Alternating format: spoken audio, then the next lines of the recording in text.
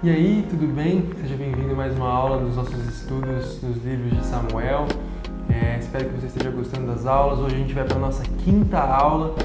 Tem sido muito bom preparar essas aulas, eu tenho aprendido muito. Eu espero que o Senhor fale ao seu coração enquanto você está assistindo essa aula também, estudando junto comigo o livro de Samuel na Bíblia. É um livro muito rico, é um livro muito cheio de lições, histórias fenomenais que nos ensinam muito sobre o caráter de Deus e nos ensinam muito sobre como nós devemos andar em relação a Deus. Espero que você esteja gostando. Vamos orar para começar. Pai, muito obrigado por mais um dia de estudos, muito obrigado porque nós sabemos que o Senhor é aquele que tem controle sobre todas as coisas. Nós sabemos que o Senhor é aquele que toma conta desse estudo e é o Senhor que tem nos guiado a fazer isso.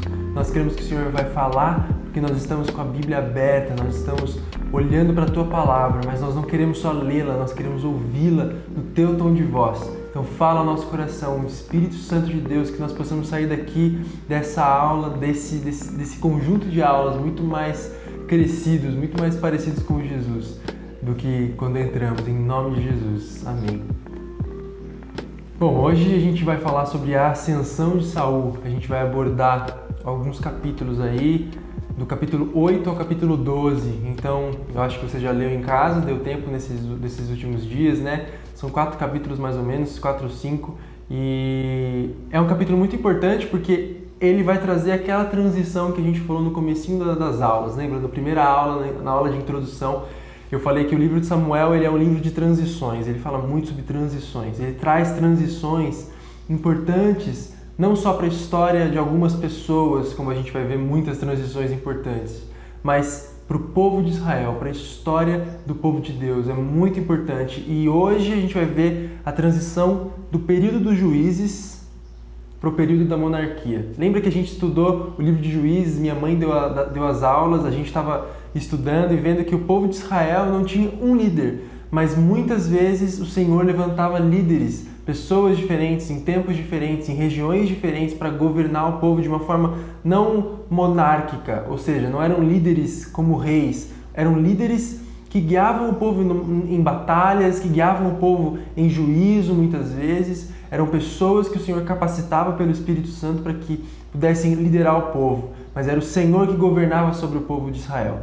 E hoje a gente vai falar então sobre a transição desse período dos juízes, desses líderes, para a monarquia, ou seja, para o período onde agora vai ter um rei, um monarca, um homem liderando o povo em governo. Ele vai ser o ápice do governo do povo.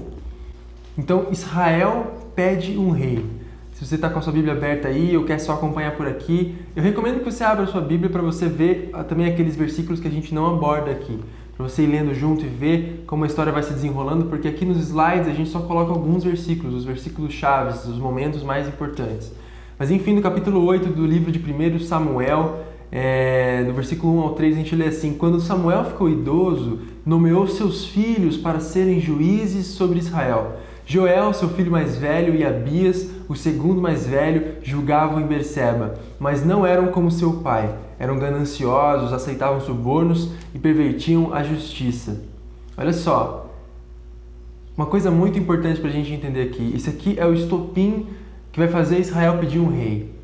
Muitas vezes a gente só, quando lembra da história de Israel pedindo um rei, às vezes a gente só lembra e pensa assim, nossa, como eles foram burros, né, por terem pedido um rei. Nossa, eles rejeitaram o Senhor, como a gente vai ver hoje. Mas existia um erro também da parte de Samuel, na maneira como ele lidou com o povo, na maneira como ele liderou o povo. Isso aqui não é uma justificativa para o que Israel vai fazer, mas os dois lados estavam errados. Samuel, mesmo sendo profeta e um homem de Deus, ele errou muito, porque ele colocou os filhos para serem juízes de Israel. Só que até aí, em todo o período desses juízes, Deus é quem escolhia os juízes. Nunca havia hereditariedade nesse juizado. Um cara que era juiz, ele não poderia colocar o seu filho como juiz. Isso não era a vontade de Deus. Samuel faz isso. Samuel coloca os seus filhos como juízes, só que os filhos dele não eram como Samuel. Os filhos dele não seriam bons juízes. E os anciãos da cidade então chegam até Samuel, conversam com ele e falam assim, não tá legal, a gente não tá gostando de como as coisas estão, né? Então não era o parentesco que fazia o juiz um juiz. Não é porque você era filho de um juiz de Israel que você seria um juiz de Israel. Isso nunca funcionou e não funciona até hoje. Não é porque um homem de Deus é um homem de Deus e um líder numa igreja, por exemplo, que os filhos vão ser automaticamente homens de Deus e líderes de uma igreja, porque o pai é. No reino de Deus não existe hereditariedade, não é assim que as coisas funcionam. E agora a gente chega então ainda no capítulo 8, no versículo 4, por fim, as autoridades de Israel se reuniram em Ramá para discutir essa questão com Samuel, né? A questão dos filhos que eram diferentes de Samuel e não serviam para ser juízes. Eles disseram: olha, o Senhor está idoso e seus filhos não seguem seu exemplo. Escolha um rei para nos julgar, como ocorre com todas as outras nações. Samuel não gostou de que lhe tivessem pedido um rei e buscou a orientação do Senhor. Então, aí que a gente chega numa tensão. A gente pode perguntar por que mesmo que eles queriam um rei? Será que era só por causa disso? Será que eles só queriam um rei porque estavam vendo que não estava dando certo? Os filhos de Samuel são nossos juízes e eles não são tão honestos ou não seguem o exemplo de Samuel, então vamos pedir um rei. Brotou a ideia. Não foi assim. Na verdade, eles mesmos dizem aqui, como ocorre com todas as outras nações, eles repetem isso algumas vezes. Quando a gente vai lá para o livro de Deuteronômio, no capítulo 17, a gente vê que Deus já tinha previsto que um dia, quando o povo entrasse na Terra Prometida, que é onde eles estão agora, eles iam desejar um rei um dia. E iam querer isso por causa de todas as outras nações. Então o Senhor já tinha previsto isso. Não era vontade de Deus como vontade ativa do Senhor, como se ele tivesse assim, eu quero que vocês tenham um rei, mas era algo que o povo tinha escolhido e o Senhor já tinha previsto isso, já dado regras para quando o povo caísse na besteira de pedir um rei, né? Então, aqui você vê que o povo está fazendo isso só porque as outras nações estão fazendo isso. Com certeza o povo tinha muito medo do que estava acontecendo ao redor, eles enfrentavam batalhas constantes e quando eles se acharam inseguros com essa liderança, com certeza eles se apegaram não a Deus, mas nas circunstâncias, olharam para as nações ao redor e decidiram pedir um rei também. Mas a verdade é que eles tinham outras opções. Estudando esse texto e alguns comentários, uma coisa muito interessante que muitos falam é: o povo poderia muito bem chegar até Samuel ou até mesmo consultar o Senhor e diante de Deus clamar por novos juízes. Porque não existia isso de juiz hereditário, filho de juiz, juiz é. Não era assim. Então o povo ele poderia ter buscado isso, quase que exigido que não fosse dessa forma. Não é Deus que levanta? Por que os seus filhos, Samuel, são os nossos juízes agora? Existiam outras possibilidades para o povo, mas eles olharam ao redor e enxergaram as circunstâncias como o sentido pelo qual eles deveriam ir, então eles escolhem pedir um rei, entrar nessa monarquia. Mas Samuel não gosta, e o Samuel vai buscar a orientação do Senhor, e o Senhor lhe respondeu: faça tudo o que eles pedem, pois é a mim que rejeitam, e não a você. Eles me rejeitaram como seu rei. Desde que os tirei do Egito até hoje, eles têm me abandonado e seguido outros deuses. Agora tratam você da mesma forma.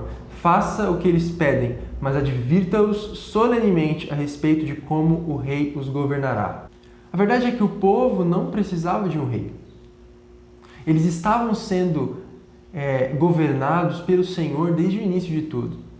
E a verdade é que quando eles pedem uma monarquia, quando eles não buscam no Senhor uma solução para todo aquele problema, quando eles decidem buscar uma monarquia porque olharam ao redor e viram que era isso que estava acontecendo, era a tendência do momento das nações, eles estavam rejeitando o monarca deles, que já era Yahvé, era o Senhor, era o nosso Deus. Nosso Deus era o Deus, rei de Israel. E Israel, ao invés de buscar nesse seu rei uma solução para os problemas, eles decidem olhar ao redor e rejeitam o seu rei, o seu monarca, que era Yahvé, que era o Senhor. Então, por isso que eles estão rejeitando a Deus e por isso que o Senhor fala: pois é a mim que rejeito e não a você. Desde o início, isso é muito interessante, desde o início Israel é um povo que abandona Deus e rejeita o seu Senhor, o libertador, o tempo todo. Lembram da história de Ruth, Boaz, o libertador, o resgatador de Ruth? Como se Ruth continuamente ficasse rejeitando Boaz e mesmo assim Boaz tentasse resgatá-la. Não é o que acontece, Ruth é muito grata pelo resgate de Boaz. É até estranho pra gente pensar, se Deus está resgatando o povo, libertando o povo tantas vezes, demonstrando a sua misericórdia, por que o povo não aquieta e fica diante do Senhor e serve o Senhor, somente o Senhor? Mas não, Israel continuava rejeitando o Senhor. Rejeitando o Senhor, e o Senhor faz o quê?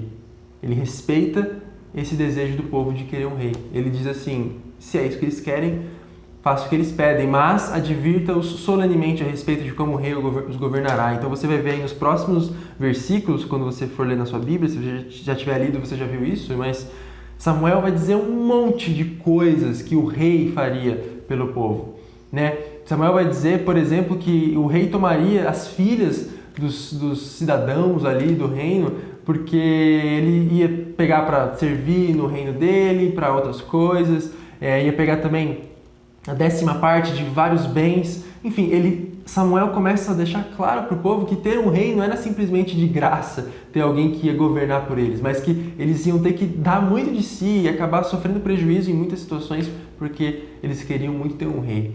Então, Samuel faz esse apanhado de informações a respeito do que um rei acabaria trazendo de prejuízos também para Israel, mas no versículo 19 e 20, o povo se recusou a ouvir a advertência de Samuel, que na verdade era a advertência de Deus, né? Mesmo assim, queremos um rei, disseram. Queremos ser como todas as nações ao nosso redor. O nosso rei nos julgará e nos conduzirá nas batalhas. Gente, isso aqui é quase um ateísmo, é quase como se eles estivessem declarando que não queriam mais nada com Deus. É muito triste, imagina que Deus, como um pai que lida com um filho rebelde, com certeza não se sentiu bem com isso. Né? Pelo amor de Deus, é só olhar eles falando exatamente que eles queriam ser como todas as nações ao nosso redor. Isso é doído para um pai escutar, e com certeza foi doído para o nosso Senhor escutar o seu povo amado, querido, eleito por Ele, falando isso. Nós não queremos Deus como rei, nós queremos um rei aqui, como todas as outras nações, e Ele vai nos conduzir nas batalhas. É Ele que a gente quer. Isso é muito triste. Então, no capítulo 9, versículo 1 e 2, havia um homem de alta posição chamado Quis, da tribo de Benjamim. Era filho de Abiel, filho de Zeror, filho de Becorate, filho de Afia, da tribo de Benjamim. Seu filho Saul era o jovem mais atraente de todo Israel. Era tão alto que os outros chegavam apenas aos seus ombros. É muito interessante a gente perceber, então, que agora o texto corta, o autor corta a história naquele ponto ali em que o povo está pedindo um rei e ele vai dar o contexto de Saul. Saul é o primeiro rei de Israel. A gente vai ver a história de como ele vai se tornar esse rei agora e depois como ele vai cair como rei na próxima aula. Mas hoje, nessa aula de ascensão, a ascensão de Saul, é muito legal a gente ver como que Deus lidou com esse começo todo. Com certeza foi Deus que escolheu. Lá no livro de Deuteronômio, quando Deus fala sobre quando o povo ia escolher um rei, ele diz que ele ia escolher o rei. Se o povo desejasse um rei, não ia ser qualquer um, de qualquer nação. Aí Deus ia escolher a pessoa que ia governar sobre o seu povo. Então, é isso que Deus faz. Deus escolhe Saul. E é muito legal. Leia o capítulo 9, leia de verdade na sua casa o capítulo 9 para você perceber como Deus age nos detalhes. As coincidências, como a gente fala na igreja, as cristocidências, né, de Saul e Samuel se encontrando e ao mesmo tempo Deus guiando as duas situações para que eles se encontrassem no ponto exato. Saul perde as jumentas do seu pai, e ele vai procurar com o servo e começa a procurar em todas as regiões e não acha em lugar nenhum. Então chega um momento que ele fala, vamos embora, a gente não achou, né, não estamos encontrando em lugar nenhum, vamos embora antes que meu pai se preocupe não só com as jumentas, mas comigo também. E aí o servo de Saul fala assim, eu conheço um vidente, um homem de Deus, um profeta nessa região que ele pode nos ajudar a achar, né, essas jumentas. E então Saul e o servo entram num combinado ali, eles vão até o lugar onde Samuel deveria estar. E aí a Bíblia fala no capítulo 9 que no dia anterior à chegada de Saul, o Senhor tinha dito a Samuel, amanhã por volta dessa hora enviarei a você um homem da terra de Benjamim. Você o ungirá para ser líder do meu povo, Israel. Ele os livrará dos filisteus, pois olhei para o meu povo com misericórdia e ouvi o seu clamor. Quando Samuel viu Saul, o Senhor disse, este é o homem de quem lhe falei. Ele governará meu povo. Então, dessa perda das jumentas de Saul, o Senhor vai guiando a história de uma forma que eles se encontrem, e antes mesmo ele já tinha avisado Samuel que em tal hora exata Saul ia aparecer ali, e Samuel ia olhar para Saul e ia saber que era ele que ia governar o povo, né? Então é muito legal como que acontece isso no capítulo 9, é um capítulo muito legal, leia aí na sua casa ele inteiro, se você ainda não tiver lido. E aí no versículo 27, quando chegaram à saída da cidade, Samuel e Saul no caso, Samuel disse a Saul que enviasse seu servo adiante. Depois que o servo partiu, Samuel disse, fica aqui, pois recebi de Deus uma mensagem para você. Bom, no dia anterior, quando Samuel e Saul se encontram pela primeira vez, Samuel chama Saul para jantar com ele ali, onde eles iam adorar o Senhor, né? E é muito legal porque Samuel dá a coxa da carne do sacrifício para Saul, que era uma parte preciosa, e do sacerdote. Então, nesse momento, ele já fala para Saul, ó, fica tranquilo quanto às jumentas do seu pai, porque elas já foram achadas. Mas fica aqui, porque a esperança de Israel está na sua família, né? Ele diz algo do tipo, e Saul fica meio abismado, assim, ele não era ninguém importante. E é o que Saul fala, inclusive, minha família é a menos importante da minha tribo, e a minha tribo é a menos importante, então como assim você está falando essas palavras para mim? Então eles ficam ali, Samuel diz para ele ficar ali, eles dormem ali, e no dia seguinte acontece essa cena. Samuel então diz para Saul esperar, porque ele tem uma mensagem de Deus para ele. E aí, no versículo 1 do capítulo 10, Saul é ungido. Samuel pegou uma vasilha de óleo e o derramou sobre a cabeça de Saul. Depois beijou Saul e disse, faço isto porque o Senhor o nomeou como líder de Israel, sua propriedade especial. E aí a gente chega no versículo 9 e 10, depois que Saul já foi ungido, assim que Saul se virou para partir, Deus lhe deu um novo coração. É muito legal esse período do versículo 1 e 2 até o 9 e 10, porque Samuel vai dando vários sinais que iam acontecer na vida de Saul para que ele entendesse que aquilo era realmente algo de Deus. Então, muitos sinais, todos os sinais, na verdade, como a gente vai ler agora, eles se cumprem no mesmo dia. E Saul vai. E a Bíblia fala que na hora que Saul se virou para partir, Deus lhe deu um novo coração. Na hora que Saul se virou para partir, Deus lhe deu um novo coração e todos os sinais anunciados por Samuel se cumpriram naquele dia. Ao chegarem a Gibeá, Saul e o servo viram um grupo de profetas vindo em sua direção. Então o Espírito de Deus veio poderosamente sobre Saul e ele começou a profetizar com eles. Olha, é muito interessante como a gente percebe as coisas do Senhor se cumprindo, o Senhor fazendo questões de usar confirmações para que nós saibamos que é Ele que está falando, né? E Saul aqui estava descobrindo que Deus realmente estava falando com ele, porque tudo que Samuel tinha dito estava acontecendo inexplicavelmente e, uau, ele estava vendo tudo acontecer. Esses profetas vindo profetizando na direção de Saul já tinha sido predito por Samuel. E o Espírito de Deus veio poderosamente sobre Saul. O Espírito Santo no Antigo Testamento ele não habitava. O Espírito Santo no Antigo Testamento ele não habitava, ele visitava. Ele visitava sempre com o propósito de capacitar. O Espírito ele vinha com o propósito de capacitar uma pessoa para alguma determinada tarefa, alguma determinada função designada pelo próprio Espírito, designada pelo próprio Deus. Hoje, nós sabemos que o Espírito Santo ele não visita mais.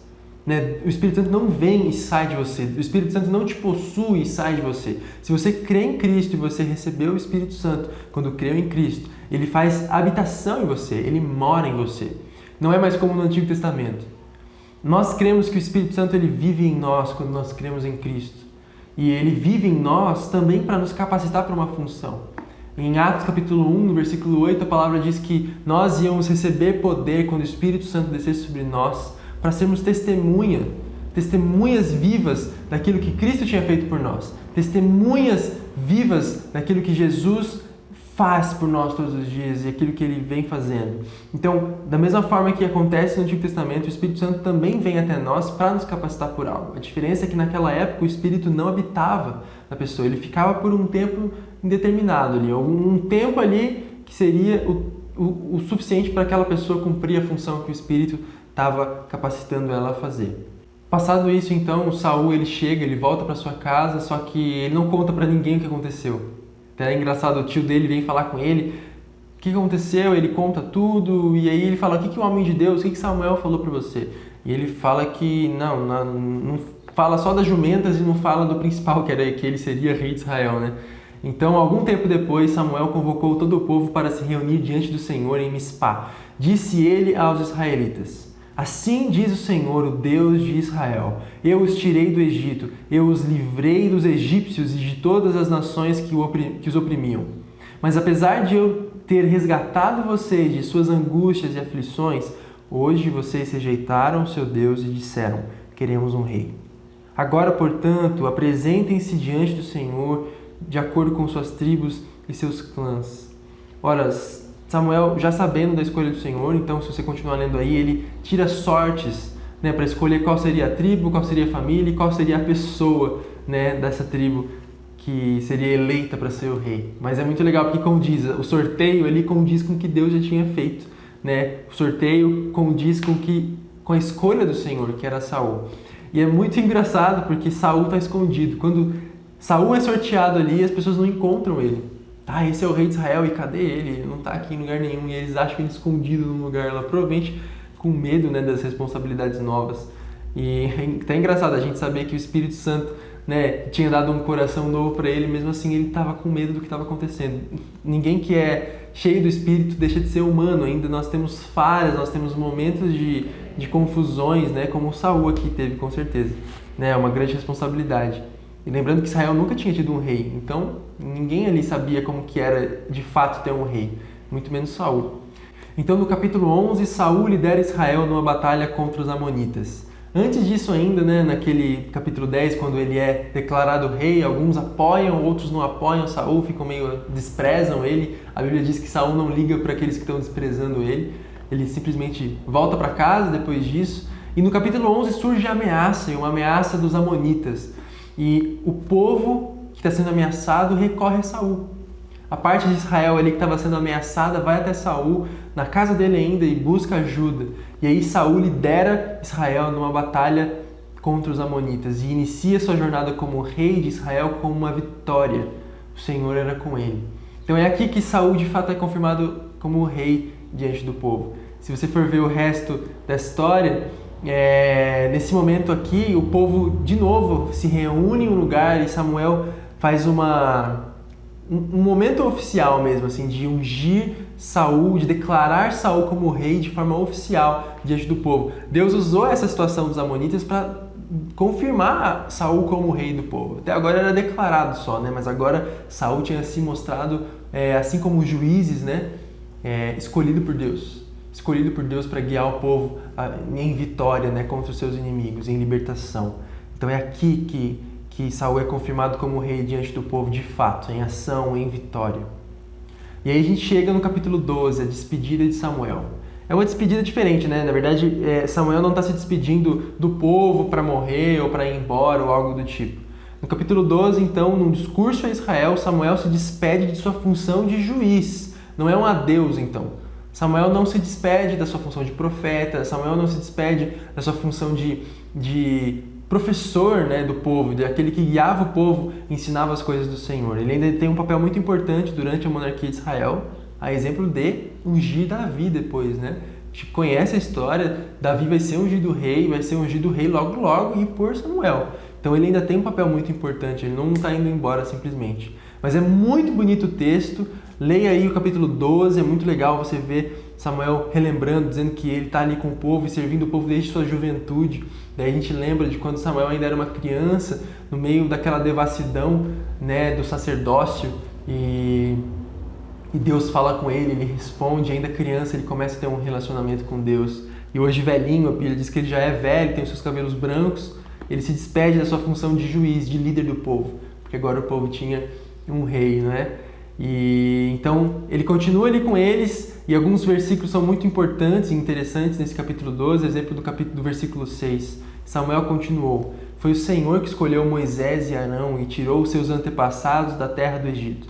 Agora fiquem aqui diante do Senhor enquanto eu os confronto com todos os atos de justiça que o Senhor fez por vocês e por seus antepassados. Os líderes do povo, eles costumavam relembrar das obras do Senhor para encorajar o povo, às vezes para levar o povo ao arrependimento, né? Mas diversas vezes você vai ver isso no Antigo Testamento, especialmente no Antigo Testamento. Em todos os momentos, os líderes do povo, quando eles iam dar uma palavra muito importante para o povo, seja de encorajamento, de uma exortação, né, um consolo ou uma palavra de repreensão mesmo, eles lembravam tudo aquilo que o Senhor tinha feito. A gente vê isso muito lá com Moisés, né? Inclusive o livro de Deuteronômio começa dessa forma. Muitas vezes ali no meio dos livros do Pentateuco ainda você vê Moisés em discursos lembrando o povo daquilo que Deus tinha feito por eles, daquilo que Deus tinha feito através dos seus patriarcas, através dos seus líderes. E agora Samuel faz isso de novo. Depois a gente vai ver os profetas fazendo isso o tempo todo, salmista, né? Muitas músicas, muitos salmos são feitos dessa forma, lembrando as histórias, né, do que Deus havia feito. A Bíblia é cheia disso. A Bíblia nos ensina que a história tem muito a nos ensinar. A Bíblia nos ensina a viver com saudade do que já passou, mas não preso no passado. A Bíblia traz o passado como um momento muito importante. Tudo que aconteceu na história é muito importante. Não para que fique na nossa lembrança, na memória, mas para que nos impulsione para um novo caminho, né? Para novas decisões, para um novo encorajamento. Assim a gente vê, por exemplo, na ceia de Jesus. É daquela cultura a lembrança.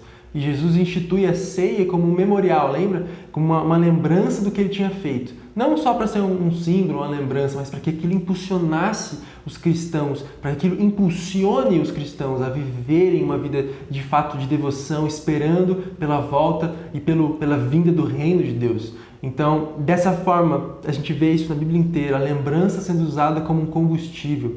E Samuel faz isso aqui, ele continua o texto lembrando de todos os atos de justiça que o Senhor fez pelo povo e pelos seus antepassados. É muito legal isso. Então, chega então o momento em que Samuel ele diz que vai orar ao Senhor para que Deus envie uma chuva forte, no momento em que todo mundo sabia que não era um momento de chuva, era uma época do ano em que não chovia em Israel, era normal não chover. E Samuel fala assim, para que vocês percebam que Deus está aqui, que vocês fizeram besteira escolhendo um rei, eu vou orar para que chova e vocês vão ver que Deus está aqui nessa história, né? Então Deus realiza um sinal no meio deles, manifestando a sua presença.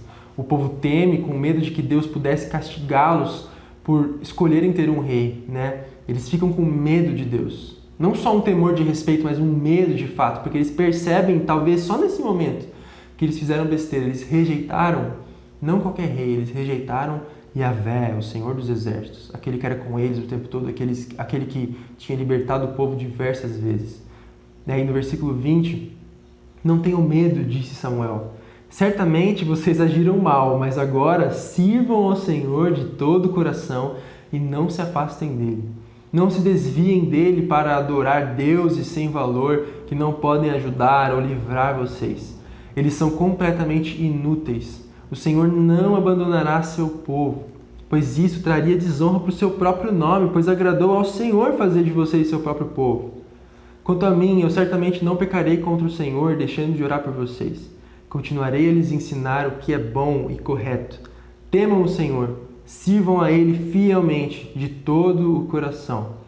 Pensem em todas as coisas maravilhosas que Ele fez por vocês.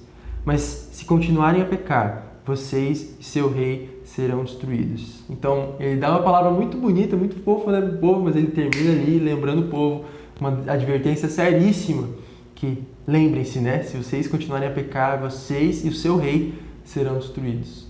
Cara, isso me lembra muito ali no começo, quando Samuel é declarado líder, né? Quando Samuel se transforma nesse líder do povo de Israel. Uma palavra muito parecida com essa ele dá, né? De trazer a memória do povo que aconteceu, mas falando assim, ó, se arrependam, né? Para de idolatria, chega de adorar outros deuses, voltem o seu coração ao Senhor, e o povo volta o seu coração ao Senhor. Mas passa tempo, Samuel envelhece, e agora a gente chega nesse momento que ele precisa dar a mesma palavra.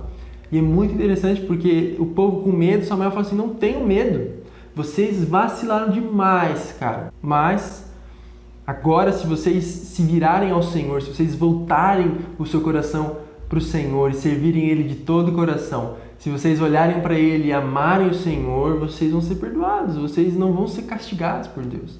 Então isso é muito interessante. E aí a gente chega nas nossas lições, né? A primeira lição desses trechos todos aqui é que a humanidade continuamente rejeita o Senhor. Cara, isso aqui tudo não é a exclusividade do povo de Israel, tá? De verdade, às vezes a gente tem uma arrogância, que Paulo até vai falar da arrogância dos gentios, de acharem que são especiais demais, assim, mas a verdade é que, cara, nós somos igualmente como Israel, assim, pecadores iguais. Nós rejeitamos a Deus igualmente. Nós somos o povo de Deus, como igreja, nós somos o povo de Deus. Mas continuamente, mesmo salvos pela graça, mesmo tendo um resgatador que veio até nós e morreu numa cruz e sofreu por nós, sabe, Jesus, o que Ele fez por nós foi tão absurdo e mesmo assim nós continuamos virando as costas para Ele. Nós continuamos desobedecendo aquilo que Ele propôs para a gente de vida, né? Nós continuamos escolhendo a morte ao invés de escolher a vida. Nós continuamos comendo da árvore da morte ao invés de comer da árvore da vida. Isso é terrível, cara. Isso é terrível. Quando a gente lê o Antigo Testamento, esse começo da história de Israel, às vezes a gente fica meio assim, tipo, cara, como assim? O povo todo se desviando junto, isso é tão ridículo. Mas é porque são poucas páginas e muitos anos, a gente acaba achando que aconteceu um dia depois do outro. Mas muitas vezes, na minha vida e na sua vida, nós somos bem piores, eu tenho certeza disso.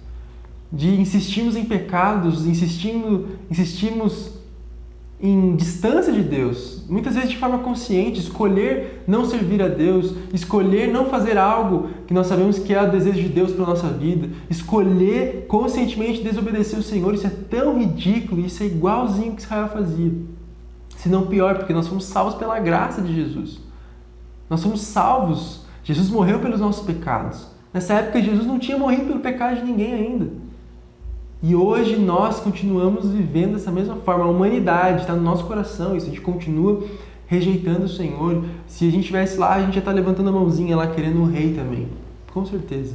Isso é muito triste, isso é muito triste. Mas, mesmo em meio à rejeição, o Senhor ainda tem misericórdia. O Senhor é amor. E cara, por mais irracional que isso pareça e que isso seja, né, para a nossa sabedoria humana, mais louco que isso pareça, Jesus, nosso Deus, o nosso Pai, o Pai, o Filho e o Espírito, né? Deus é misericordioso. E mesmo em meio à rejeição, quando nós nos voltamos ao Senhor e falamos, Senhor, me perdoa por isso, cara. Me perdoa, nos perdoa por virarmos as costas para Ti e realmente decidimos escolher reis dessa terra, olhar para as nações ao redor, olhar para as pessoas ao nosso redor e decidir fazer do jeito que está todo mundo fazendo, porque é assim que eu quero fazer e pronto. Ele tem misericórdia da gente, por mais cabeça dura que a gente seja. Nossa, só Deus, só Deus mesmo para ter misericórdia de pessoas nojentas como a gente. Por fim, a importância da fidelidade. Gente, semana passada foi a importância do arrependimento. É a mesma coisa, talvez com outro nome, mas fidelidade é lealdade. Fidelidade é você realmente entender que Deus, Ele é digno de toda a confiança e digno de toda a devoção e que nós devemos estar diante dEle sempre como servos, em humildade, mesmo como filhos, mesmo sendo filhos de Deus, entendendo que nós somos sim agora da família dEle, mas mesmo assim entendendo que nós devemos ser fiéis, leais a Ele. Leais a Ele. Paulo fala em Romanos, no capítulo 5, no capítulo 6, especialmente, que agora nós somos escravos da justiça. Éramos escravos do pecado, agora somos escravos da justiça. E nós somos escravos daquilo que escolhemos obedecer. Paulo fala que quando nós escolhemos obedecer a lei do pecado, nós somos escravos do pecado, mas agora que escolhemos Jesus, nós somos escravos dele. Escravos no sentido não de que nós somos escravizados por Jesus, até porque Jesus fala que não nos chama mais de escravos ou de servos, mas de amigos. Mas Paulo usa essa figura de linguagem, ele mesmo fala, eu estou falando isso aqui para vocês entenderem, que nós somos servos de Jesus, nós somos servos de Deus, nós devemos ser fiéis a Ele.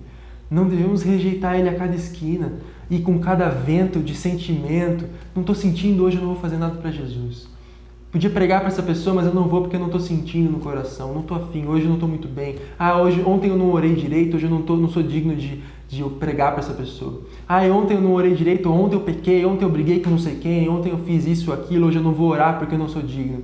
Cara, nós precisamos ser fiéis ao Senhor, entender o que Ele fez por nós na cruz e continua fazendo todos os dias. E não sermos como o povo de Israel que rejeitava a Deus, porque via as dificuldades ao seu redor, percebiam que eles não iam ser capazes de lidar com os inimigos. Então vamos olhar aqui mesmo, né, para os nossos vizinhos e vamos fazer que nem eles mesmo. Deus não deseja isso. Deus deseja que a gente olhe para Ele e nele a gente encontre transformação, refúgio. E é só através da fidelidade ao nome do Senhor que nós conseguimos isso. Espero que você tenha gostado dessa aula, espero que você tenha sido edificado. Se inscreve no nosso canal aqui no YouTube, compartilhe com os amigos essas aulas, Aproveita que a gente está no começo ainda e não precisa ter acompanhado as primeiras para entender. Eu tenho certeza que o Senhor tem uma mensagem especial para o seu coração, mas de qualquer maneira está aqui a playlist das aulas para você assistir as primeiras 4 aulas. Deixa o seu gostei aqui também. No Facebook também a gente tem postado os vídeos. Espero que você tenha sido abençoado. Senhor, muito obrigado por essa aula e eu peço que o Senhor fale ao nosso coração, continua, Senhor, confirmando essa palavra no nosso coração. Que nós não sejamos simplesmente ouvintes, mas participantes, cooperadores desse trabalho todo que o Senhor tem feito aqui na Terra. Nos ajuda a sair dessas aulas de maneira transformada, realmente entendendo que o Senhor tem um propósito para a nossa vida, deseja a obediência, deseja a fidelidade e não quer que a gente te rejeite. Em nome de Jesus, que essas lições estejam encarnadas em nós e que tua palavra fale por si, fale por ti, em nome de Jesus. Amém.